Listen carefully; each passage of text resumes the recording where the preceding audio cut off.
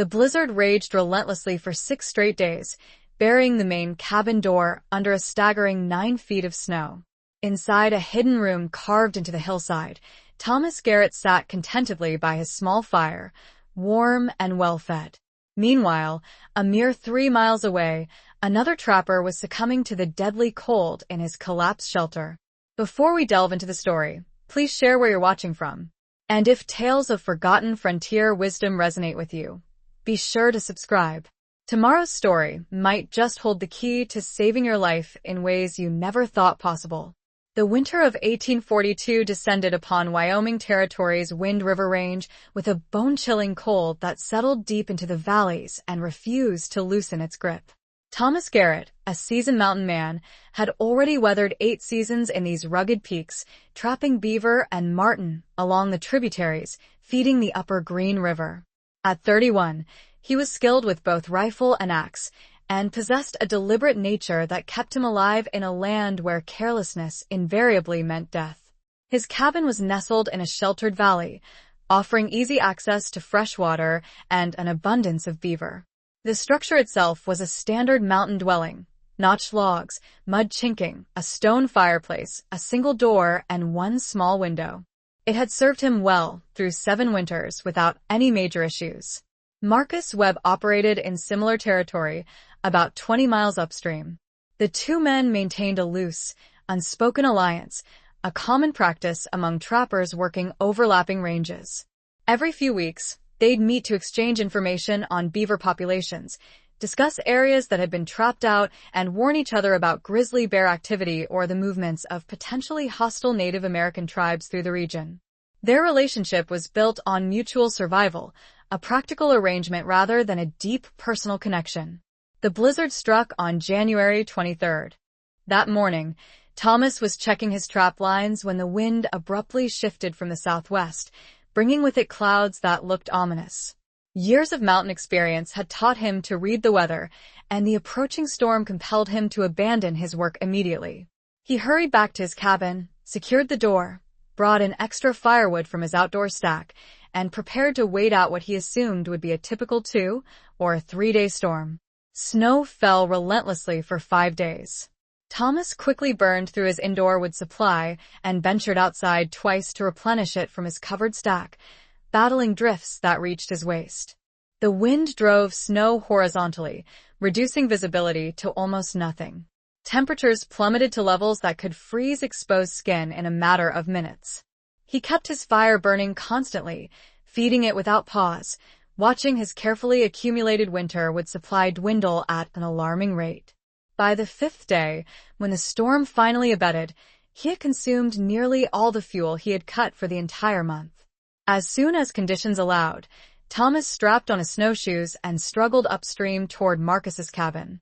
The landscape had been completely transformed. Drifts towered 8 to 10 feet high, particularly where the wind had funneled between ridges, and trees were bent low under the weight of the snow. The silence, after 5 days of incessant wind, felt almost oppressive. He found Marcus's cabin with its roof collapsed. The accumulated weight of the snow had simply exceeded the structure's capacity to bear it, likely on the 3rd or 4th day of the storm. Thomas dug through the wreckage and found Marcus inside, frozen solid, still wrapped in his blankets. He had probably survived the initial collapse but was unable to maintain heat without his fireplace. The temperature inside a roofless cabin during a blizzard was identical to the temperature outside. Marcus had frozen to death over a period of perhaps 24 hours. Thomas buried what he could of Marcus under rocks on the hillside. The frozen ground made a proper burial impossible. He spent that night in his own cabin, staring into the fire, his mind consumed with thoughts of structural failure. Marcus had been a competent trapper. His cabin had been built adequately, according to frontier standards, but adequate hadn't been enough. When the roof failed, there was no backup plan. Marcus had simply died. Something shifted within Thomas that night. Most men accepted such events as an inevitable cost of mountain life. Thomas could not. He spent the next 3 weeks finishing his trapping season, but his mind was far from beaver pelts. He kept returning to the same nagging questions. What killed Marcus wasn't the storm itself, but the fatal flaw of having only a single point of failure. One roof, one door, one heat source. When any of these critical elements failed, the entire survival system collapsed. Every mountain cabin he had ever seen followed the same basic design, because that was all anyone knew. Build 4 walls, add a roof, install a door, construct a fireplace. The method was universal, not because it was optimal, but because it was traditional.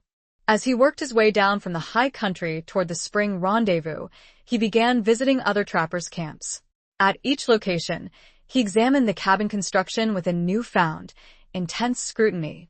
He found one structure where a grizzly bear had torn through the door while the occupant was away. He saw another cabin where heavy snow had collapsed one wall, rendering the interior uninhabitable. He discovered an abandoned site where the fireplace had ignited the roof, destroying everything. Each failure underscored the same fundamental vulnerability. Mountain cabins were barely adequate shelters, providing minimal protection and offering no backup options when primary systems failed. Thomas spoke with survivors. A trapper named William Morrison described spending 4 days trapped in his cabin after an avalanche buried his door under 12 feet of snow. He had survived only because he managed to dig a tunnel through his window opening, working for hours with nothing but a frying pan as his tool. Another man, Robert Chen, recounted a January night when his fireplace chimney became blocked with ice, filling his cabin with smoke. He had nearly suffocated before smashing through his window to create ventilation, then spent the rest of the night freezing because he couldn't risk using his fireplace. The pattern was clear and consistent. Men survived mountain winters through sheer luck and desperate improvisation, not through sound engineering or careful planning. When something went wrong with their single-room, single-system cabins, they either improvised frantically or died. There was no margin for error, no redundancy, no planned backup. Thomas found this unacceptable. He had watched Marcus freeze to death because a roof failed. He himself had nearly exhausted his entire fuel supply during that same storm. If the blizzard had lasted 7 days instead of 5, he might have frozen as well. Other trappers accepted these risks with a fatalistic pragmatism.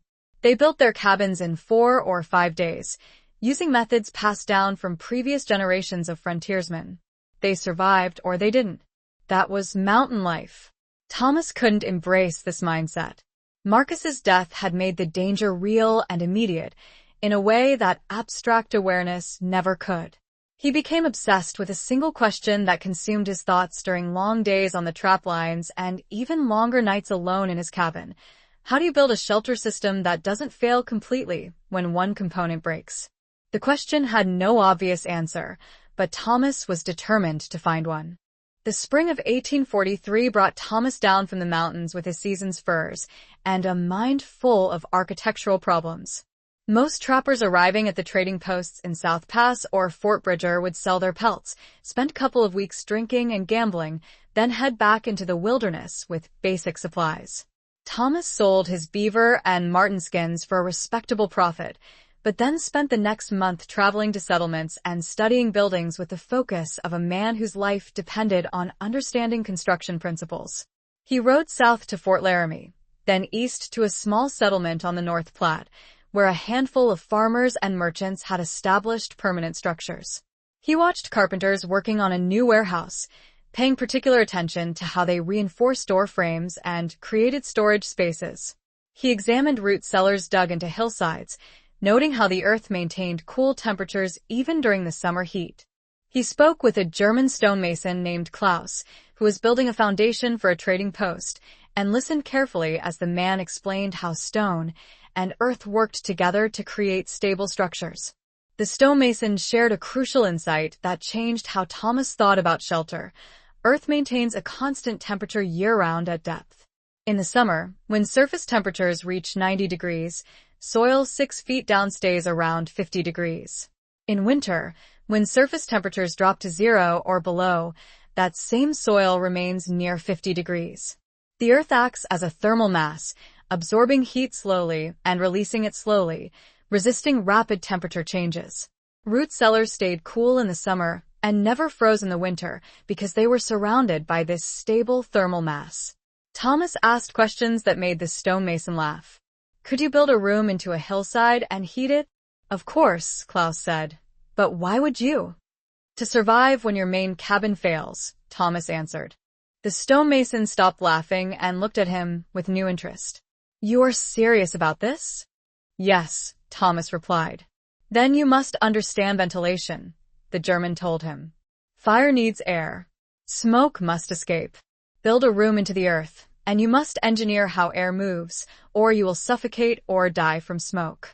The two men spent an afternoon discussing chimney design, draft principles, and flue construction.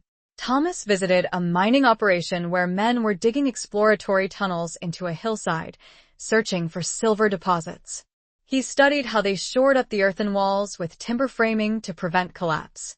He observed their ventilation shafts and learned how they calculated the amount of air needed to keep lanterns burning and men breathing in enclosed underground spaces. The mine foreman, assuming he was looking for work, offered him a job. Thomas declined but asked if he could watch them work for a few days. The foreman shrugged and agreed. By late June, Thomas had filled a small journal with sketches and notes. He had invested his money in knowledge rather than whiskey. Other trappers thought he was strange. Thomas didn't care. He had learned enough to attempt something no mountain man had ever tried before. He purchased unusual supplies, loaded his pack animals, and headed back into the Wind River Range with specific plans and a summer of construction work ahead. Thomas returned to the mountains in early July with supplies that confirmed what other trappers already suspected. He had lost his mind. His pack animals carried the standard items, powder, lead, coffee, and salt, but also 60 pounds of iron hardware, specialized digging tools called mattocks and spades, extra canvas, rope, and wooden pegs by the hundreds. A trapper named Harrison saw his outfit at the last trading post and asked what he planned to build.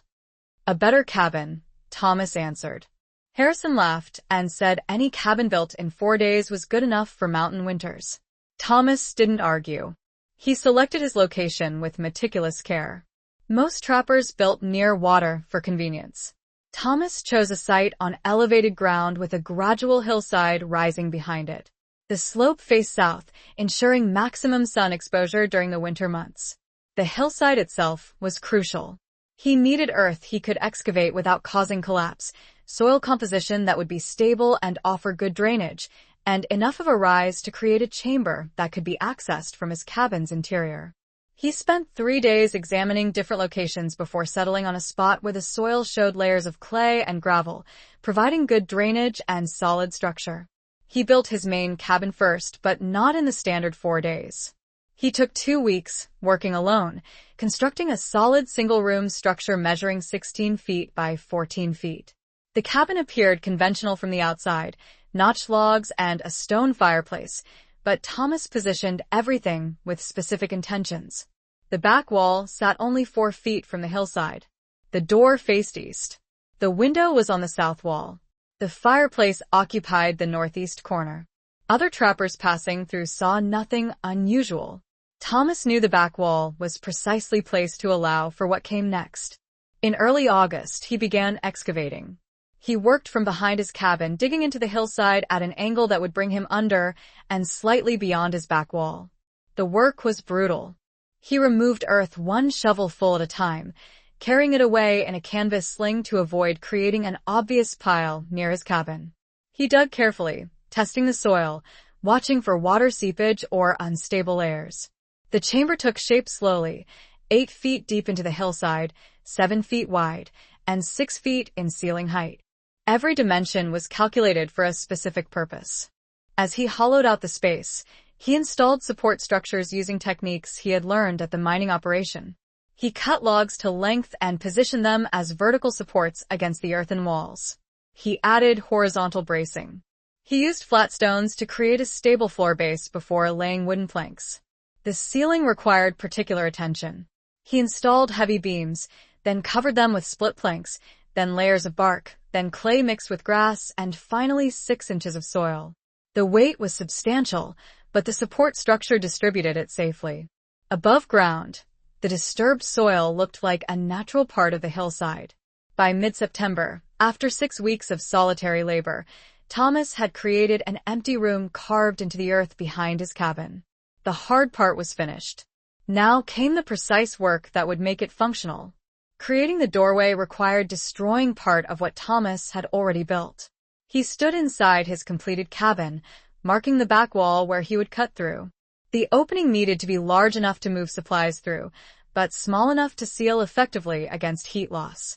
He settled on dimensions of 3 feet wide and 5 feet tall. The cut would remove sections of 3 logs. Most builders would consider this structural suicide.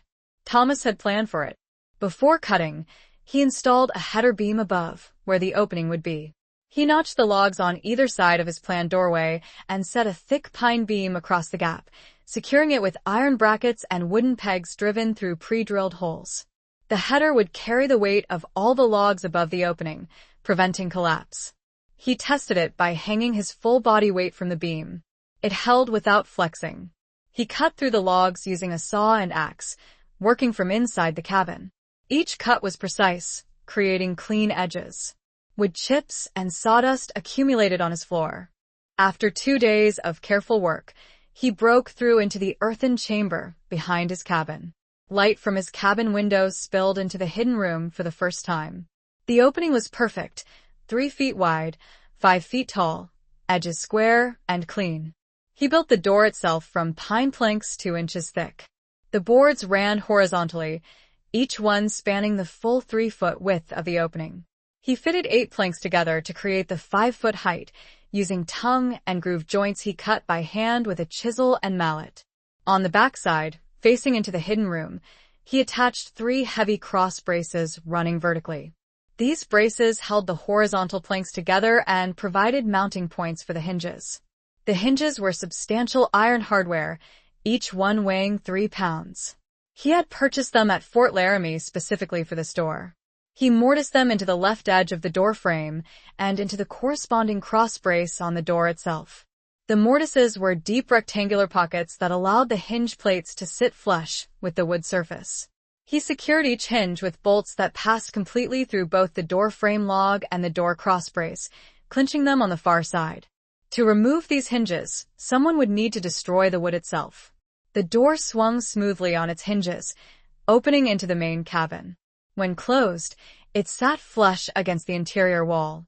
Thomas had cut the planks so their width and grain pattern matched the cabin's other interior finishing. The seam where the door met the frame was tight enough that he had to pack it with thin strips of cloth around all 4 edges to create a proper seal. He installed a simple wooden latch on the main cabin side, a bar that dropped into iron brackets. From inside the hidden room, the door had no handle, no latch, nothing. It could only be opened from the cabin side. Thomas tested it repeatedly, opening and closing, checking the seal, examining the hinges. After 3 days of adjustment, the door worked perfectly. When closed, it was nearly invisible. The hidden room needed heat, which meant Thomas needed to solve a problem that most frontier builders never considered. How do you build a second fireplace in a structure that already has 1 chimney without revealing the second fire's existence from the outside? A new chimney emerging from the hillside would announce the hidden room's location to anyone passing nearby. Thomas needed the smoke from his secondary hearth to exit through his existing chimney system invisibly. He began inside the hidden room, selecting the location for his hearth carefully. The northwest corner placed it closest to the main cabin's fireplace, which occupied the northeast corner on the other side of the wall. The proximity was intentional. He would connect the 2 systems internally, making them appear as a single chimney from the outside. Thomas built a small firebox using flat stones he had collected from a nearby creek. The firebox was only 2 feet wide and 18 inches deep, much smaller than a standard fireplace. He didn't need large fires in this compact space. He needed controlled, efficient heat that would warm 300 cubic feet of air, not 2,000. He laid the stones without mortar initially, testing the fit, adjusting until each stone sat solidly against its neighbors. Then he mixed clay with water and sand to create a paste that would bind the stones and seal gaps. The back wall of the firebox angled upward at 45 degrees, creating a smoke shelf that would reflect heat forward into the room and prevent downdrafts. Above the smoke shelf, he built a narrow flue using more flat stones, creating a vertical channel 8 inches square.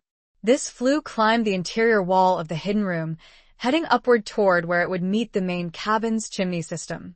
The critical junction happened inside the wall space between the hidden room and the main cabin. Thomas had deliberately built his cabin's back wall with enough thickness to accommodate what he planned. He carefully removed chinking between the logs and excavated a channel that allowed his secondary flue to connect into the main chimney approximately 4 feet above the main fireplace opening. The connection was a stone sleeve that merged the two flues into a single channel. Smoke from either fire would rise through the combined system and exit at the single chimney top. He tested the draft by burning small amounts of dried grass in his secondary hearth while the main fireplace was cold. Smoke rose properly, drawing up through his new flue, merging with the main chimney, and exiting above the roof. He climbed outside and watched. One chimney, one smoke plume, no indication that two separate fires were burning inside. He tested again with the main fireplace burning and the secondary hearth burning simultaneously. Both drew properly. Neither interfered with the other's draft. The engineering was sound, but Thomas spent another week sealing every gap with his clay mixture, ensuring no smoke could leak into the living spaces. He added a small iron grate in the secondary firebox to hold fuel efficiently. When finished, he had a heating system that could warm his hidden room using minimal wood while remaining completely invisible from the outside. Other mountain men had one fireplace. Thomas had two, and nobody would know. With the heating system functional, Thomas turned his attention to making the hidden room livable and provisioned for extended occupation. The earthen floor, even with its stone base, would eventually transfer cold and moisture into the space. He needed a proper wooden floor that would create an insulating air gap between the ground and the living surface. He spent 4 days splitting logs into planks using wedges and a maul, then smoothing them with a draw knife until they were of uniform thickness. He fitted the planks tightly together across the entire floor surface, creating a solid platform elevated 3 inches above the stone base on wooden sleepers. The result was a floor that felt solid underfoot and would keep stored goods dry.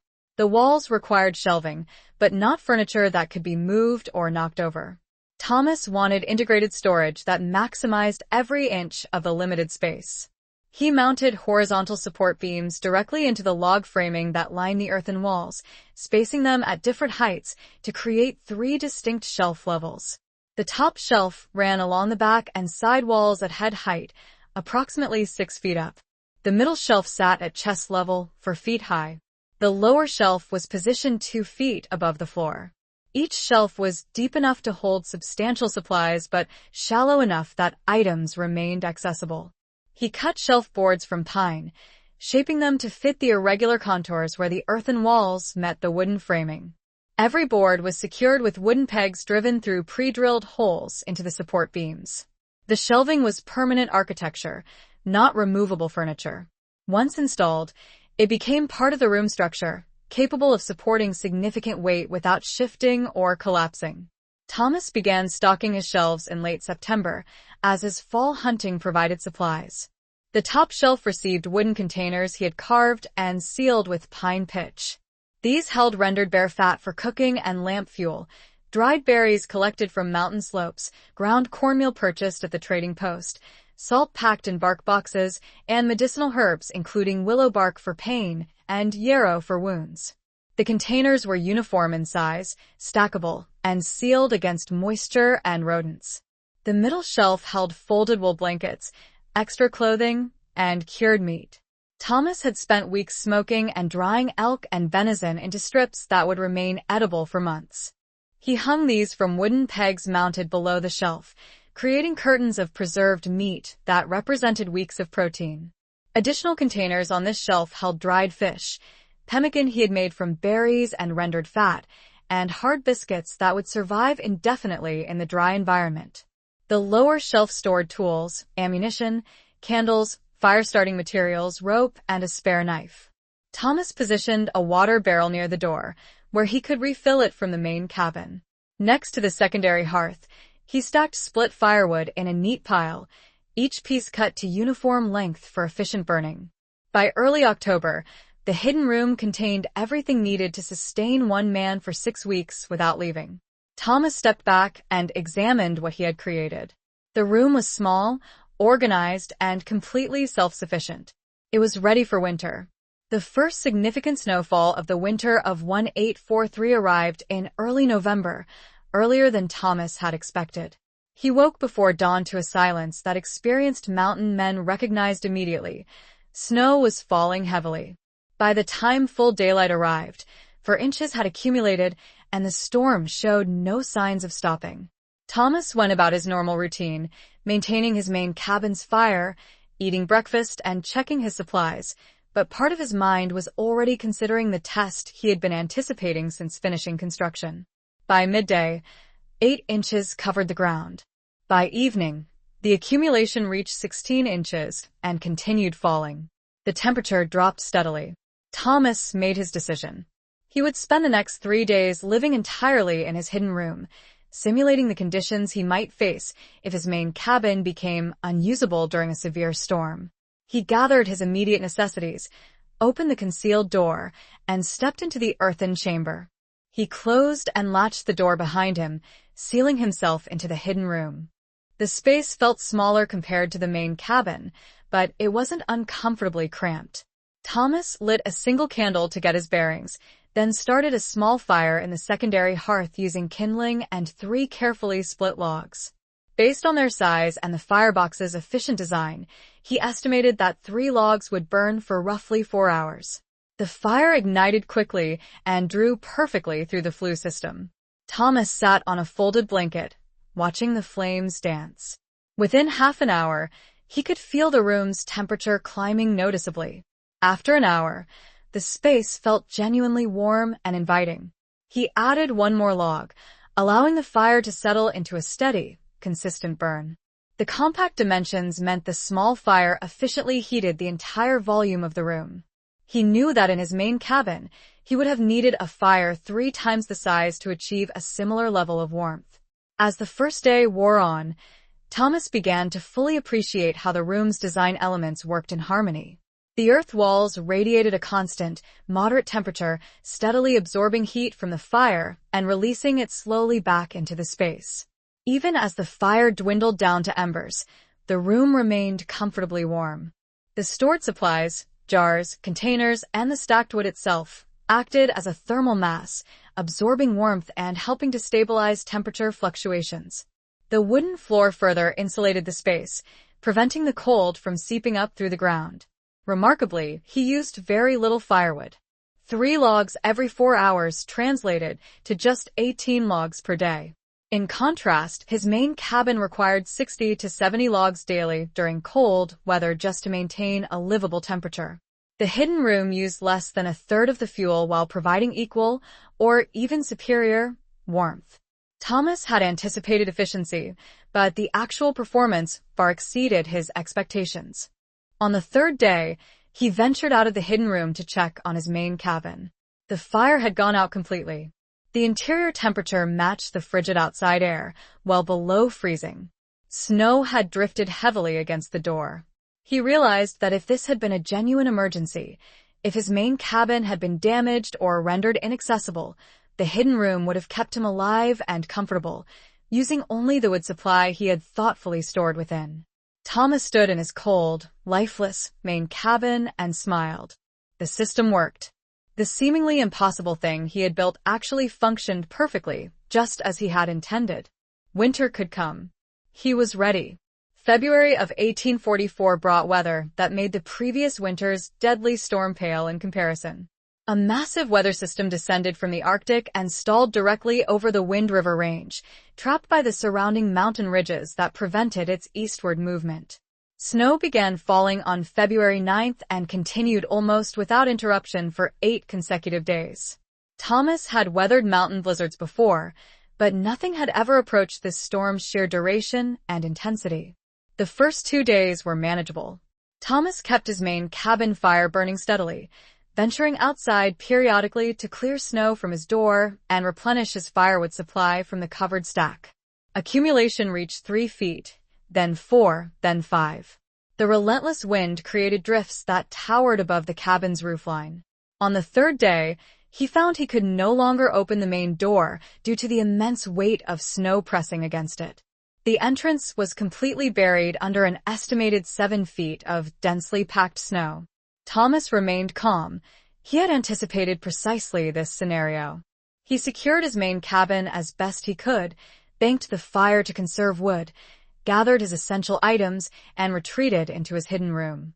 He closed and latched the concealed door, effectively sealing himself inside the earth-sheltered chamber. Outside, the blizzard continued its relentless assault.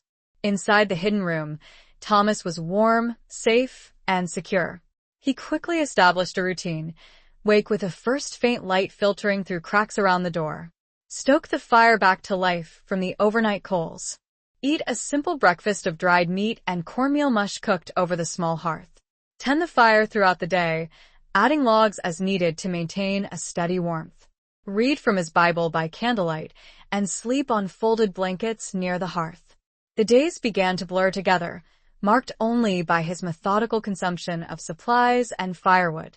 On the 5th day, he heard unsettling sounds emanating from the main cabin, loud cracking noises, groaning timbers, and then a tremendous crash that shook dust from the hidden room's ceiling. A section of his main cabin's roof had collapsed under the accumulated weight of the snow. Thomas listened intently, but heard no further structural failures. He chose to remain in the hidden room. There was nothing he could do about the roof damage during an active blizzard, and attempting to assess or repair it would be suicidal. The storm finally began to diminish on the 8th day. By the 9th day, the skies cleared. Thomas had been sealed inside his hidden room for 6 long days.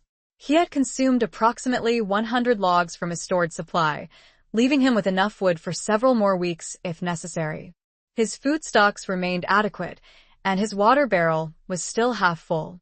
He felt physically comfortable, mentally sound, and completely secure.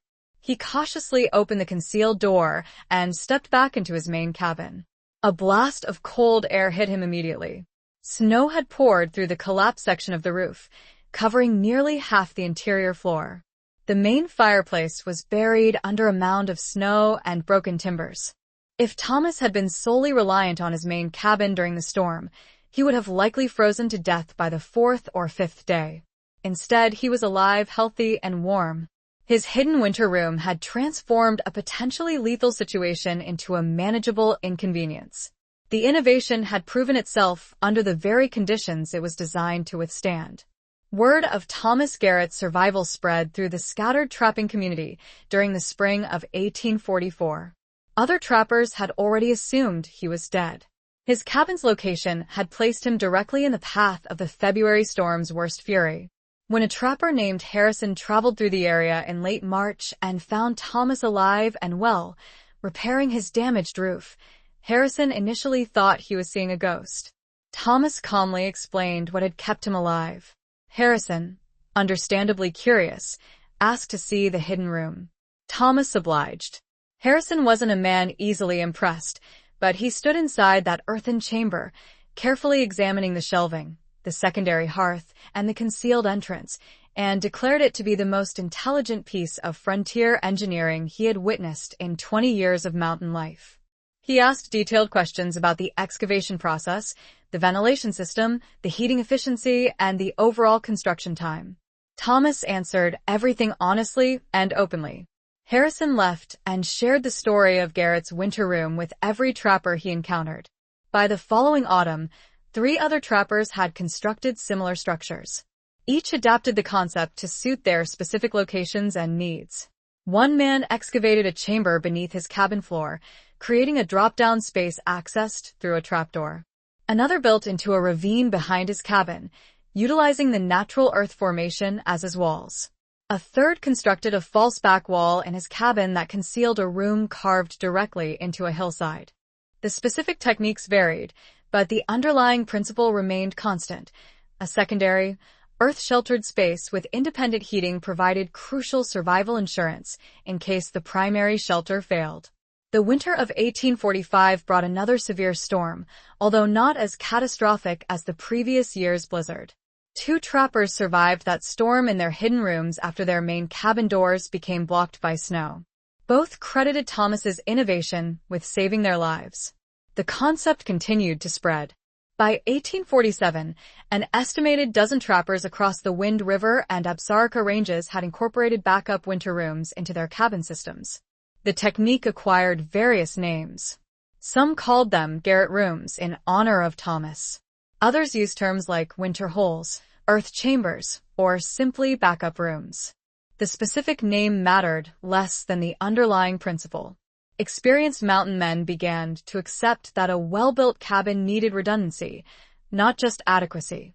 Young trappers entering the mountains received sage advice from veterans about building hidden winter rooms before their first serious storm arrived. Thomas left the mountains in 1849, following thousands of others drawn to the allure of the California gold fields. He never struck it rich, but established a small ranch in the Sacramento Valley where he raised cattle and lived a quiet life. He married in 1852, fathered 4 children, and passed away in 1876 at the age of 65. His obituary in the local newspaper mentioned that he had been a mountain man in his youth, but made no mention of his hidden rooms or his survival innovations. However, in the Rocky Mountains, trappers and later homesteaders continued to build earth-sheltered backup chambers into their cabins throughout the 1860s, 70s, and 80s. Some of these structures even survived into the 20th century, occasionally discovered by hunters or archaeologists who stumbled upon the concealed doorways and wondered about the resourceful men who had engineered survival directly into the hillsides. The builders' names were mostly forgotten, but the principle they had learned from Thomas Garrett remained. When winter becomes lethal, redundancy means survival. One room might fail, but 2 rooms, especially one hidden within the earth, could withstand anything the mountains threw their way.